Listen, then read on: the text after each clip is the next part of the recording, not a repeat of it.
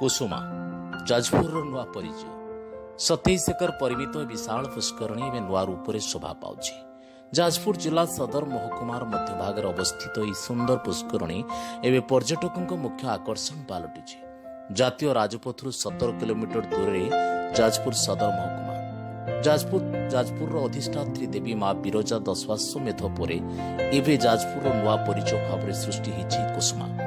किंबदंती कहे वर्तमान यह सुरम्य पुष्करणी एकदा घंच जंगल घेरा एक पद्म पोखरी भाव परिचित थिला। स्थानीय अधिवासी यह पुष्करण पद्म फूल और पत्र को तोड़ी सहर बजार बिक्री कर गुजराण मेंटाउथिले। एपरिक पोखर पद्मपत्र जाजपुर सहर अनेकंकर खाद्य परसिबार व्यवहृत होतला। समक्रमे सोमवंशी राजा कर्णकेश्वर यह पद्म पोखरी घेरा जंगल मध्य रहुतबा कुसुमी नामक एक सुंदरी महिलार संस्पर्शରେ आसंती। शुणवाक मिले एकदा एक विषधर सर्पर आक्रमणरू राजा कर्णकेश्वर से महिला को रक्षा करते। अपूर्व सुंदरी यह महिला जनक से दिन राजा कर्णकेश्वर को निज रूपलावण्य आकर्षित करने देखागला। धीरे धीरे राजा कर्णकेश्वर युवती जनक प्रति आकर्षित हवा देखि कर्णकेश्वर पाठराणी विचलित हो पड़ते।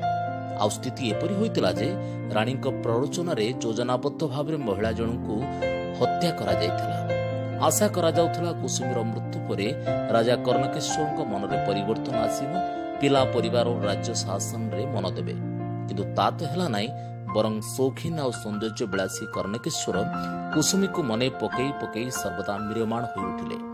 समयक्रमे राजांग निर्देश रे कुसुमीर स्मृति रे से दिन से पद्म पोखरी नाम रखागला कुसुमा।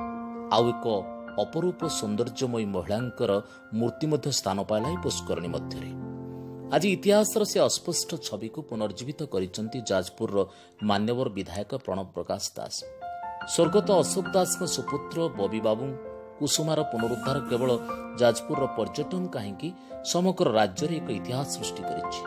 27 एकर परिमित यह विशाल पुष्करणी एवं जाजपुर नुआ परिचय खाली नुहे बरं समग्र राज्यर पर्यटन एक नुआ रास्ता देखी। मान्यवर मुख्यमंत्री नवीन पट्टनायक द्वारा यह ऐतिहासिक पुष्करणी उद्घाटित होगा परे प्रतिदिन राज्य तथा राज्य बाहर हजार हजार पर्यटक परिदर्शन आसुछंती।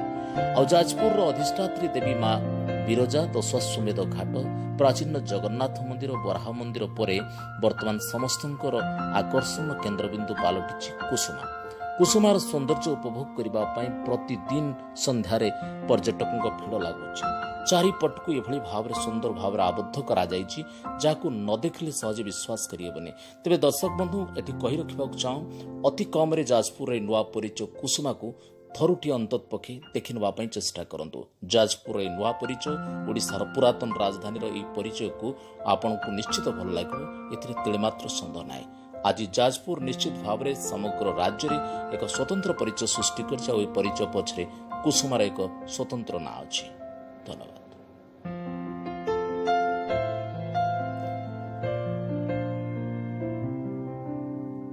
कुसुमार ये सुंदर